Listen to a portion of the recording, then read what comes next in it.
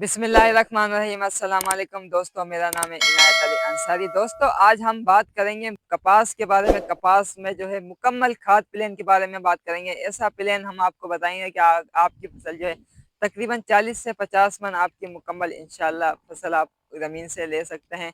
क्योंकि हमारे किसान भाई परेशान हो रहे होते हैं, ये देख रहे होते हैं कि दूसरे किसान जो है 50 मन 60 मन फी एकड़ से कपास की पैदावार ले रहे होते हैं, लेकिन हमारे जो छोटे किसान होते हैं वो तकरीबन 20 मन 25 मन से ऊपर पैदावार नहीं ले रहे होते। तो इसलिए हमने आज इस वीडियो हमने आपके लिए बना रहे हैं और हम आपको बताएंगे कि आपको किस तरह खाद प्लान करना चाहिए, किस तरह स्प्रे करने चाहिए कपास में, जिससे आप पैदावार अच्छी ले सकें।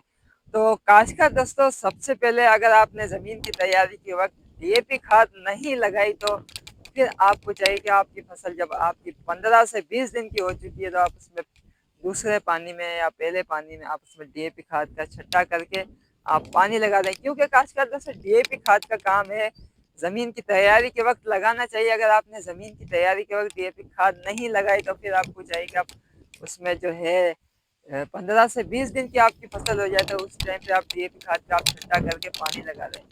क्योंकि डीएपी खाद जो है खासकर दोस्तों वो ज़मीन में जो है हमारे जो कपास का पौधा होता है इसकी जड़ों को ताकत पहुंचती है। जड़ों की ताकत जब पहुंचेगी तो हमारा जो पौधा जो होगा उसका तना भी मोटा होगा और जो है ग्रोथ भी अच्छे तरीके से करेगा। हवा चले या कोई और भी मसला हो, गर्मी हो, तो उससे ये होगा कि हमारी जो कपास का जो पौधा होगा वो अच्छे तरीके से ग्रोथ करेगा और छोटा सा पौधा होगा उस टाइम पे ही वो फूल गुड्डी उठाना शुरू कर देगा। आखिर तक वो फूल गुड्डी उठाता रहेगा और आपकी फसल जो है बेहतरीन तरीके से होगी। अगर आपके इलाके में डीएपी खाद नहीं है तो काश्तकार दोस्तों फिर आपको चाहिए कि आप नाइट्रोफास खाद इस्तेमाल करें। एनपी खाद, जिसको एनपी खाद भी बोलते हैं, नाइट्रोफास खाद भी बोलते हैं और एनपी खाद भी बोलते हैं। आप इसको 1 बोरी फी एकड़ में आप छट्टा करके पानी लगा दें। इससे ये होगा कि आपकी फसल जो है बेहतरीन हो जाएगी। इसी तरह काश्तकार दोस्तों जब आपकी फसल 20 से 25 दिन की हो जाए, जब आप तीसरा या चौथा पानी लगाएं तो फिर आपको चाहिए कि आप यूरिया खाद का इस्तेमाल करें। क्योंकि खासकर दोस्तों यूरिया खाद भी ज़रूरी है हमारी फसल के लिए। क्योंकि हमारी फसलों में जो है हमारी जो ज़मीनों में जो है पाकिस्तान में तकरीबन नाइट्रोजन खाद की जो है बहुत ज़्यादा कमी पाई जाती है। इसलिए आपको चाहिए कि आप नाइट्रोजन खाद भी इस्तेमाल करें। आप तकरीबन हम वैसे बताते हैं 3 बोरी तकरीबन आपकी ज़मीन में लग जाए और एकदम से इस्तेमाल नहीं करें। आजकल दोस्तों आप गुफे गुफे से इस्तेमाल करें।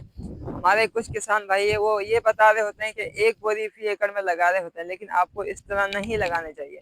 आपको आधी आधी बोरी लगाना पड़ेगी। अगर आप ज़्यादा लगाओगे तो इससे ये होगा कि हमारी फसल जो है, हमारी जो कपास का जो पौधा है ग्रोथ तेज़ी से करेगा तो उससे ये नुकसान होगा कि पौधा जो है कच्चा होता है ऊपर से, तो सफ़ेद मक्खी का अमल ज़्यादा हो जाएगा।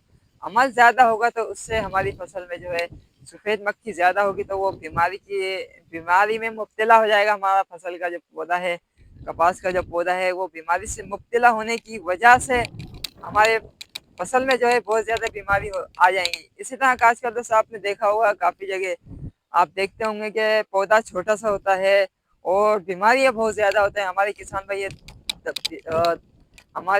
भाई ये दवाई लगा रहे होते हैं, ज़्यादा से ज़्यादा दवाई लगा रहे होते हैं और वो पौधे को जो है इतनी दवाई लगाते हैं कि वो हमारा पौधा जो है वो खड़ा हो जाता है, फिर ग्रोथ भी नहीं करता।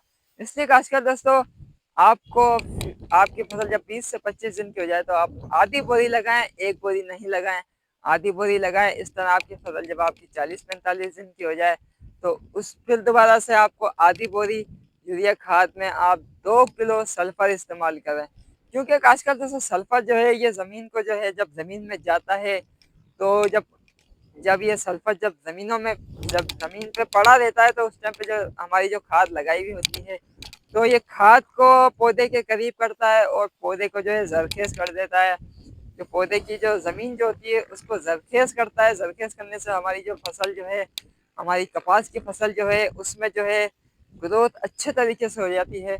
इसी तरह खासकर दोस्तों जब आपकी फसल 60 से 65 दिन की हो जाए, अगर आपने ज़मीन की तैयारी के वक्त जब आपकी फसल जो है 50 से 60 दिन की हो जाए तो फिर आपको चाहिए कि आप उसमें 25 किलो वाला बैग आता है पोटाश का, आप उसमें यूरिया खाद में मिक्स करके आप उसमें छट्टा कर दें। इससे ये होगा कि आपकी फसल का जो है, आपकी जो कपास की फसल है कि जो टिंडा जो होता है उसकी जो है साइज़ भी बढ़ जाएगा और आपकी फसल में जो है वज़न में भी इज़ाफ़ा हो जाएगा। आपकी कपास में जो है वज़न में इज़ाफ़ा होगा। आपकी कपास जो है पहली चुनाई में इंशाअल्लाह तकरीबन 20 से 25 मन फ़ी एकड़ में आपकी कपास आ जाएगी। इसी तरह का आजकल दोस्तों जब आपकी फसल 65, 70 से 75 दिन की हो जाए तो आपको उस टाइम पे आपको चाहिए कि आप उसमें अगर आपकी फसल पीली नज़र आ रही है या कमज़ोर नज़र आ रही है तो फिर आप उसमें अमाइनो एसिड का भी स्प्रे कर सकते हैं, जैसे एम्बिशन है और एम्बिशन है, क्वांटिस है।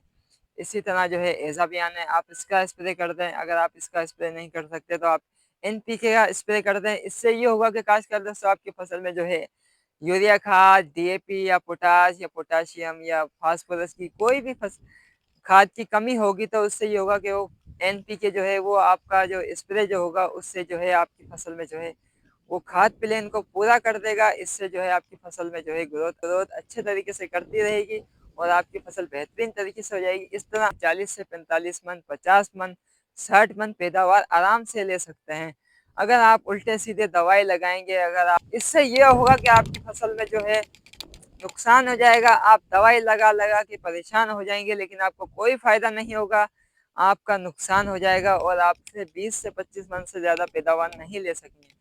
इस तरह खासकर दोस्तों आपको मैंने जो जितना भी आपको खाद प्लेन बताया है, आप इस तरह इस्तेमाल करें, आपकी पैदावार बढ़ जाएगी। तो खासकर दोस्तों अगर हमारी वीडियो अच्छी लगी तो हमारे चैनल को सब्सक्राइब कर लें, लाइक कर लें, शेयर कर लें। इंशाअल्लाह नेक्स्ट वीडियो में मिलेंगे। अल्लाह हाफ़िज़।